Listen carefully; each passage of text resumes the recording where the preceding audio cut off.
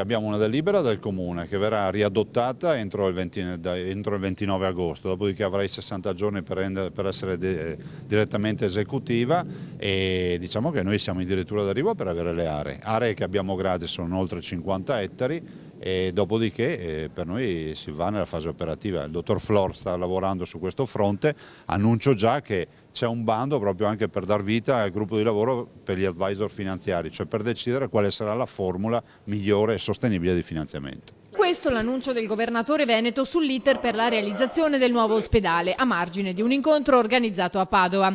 Zaia ha affrontato poi anche il tema che riguarda pediatria. Il tema della pediatria non lo si può fare per simpatie, per sentiti dire o perché storicamente qualcuno era abituato ad andare da una parte o dall'altra. E anche qui all'azienda ospedaliera ho chiesto una relazione che sarà penso pronta nei prossimi giorni, che elenchi tutte le possibilità, comunque anche virtualmente le elenchi tutte le possibilità e anche a frutto anche di tante discussioni nate, dopo con i pro e con i contro si arriverà alla soluzione. Posso dire che ci sono molte altre soluzioni, staremo a vedere quale sarà la migliore. Se il tema è svuotare il Sant'Antonio, penso di poter anticipare che nella scala delle operazioni sia quella un po' più difficoltosa.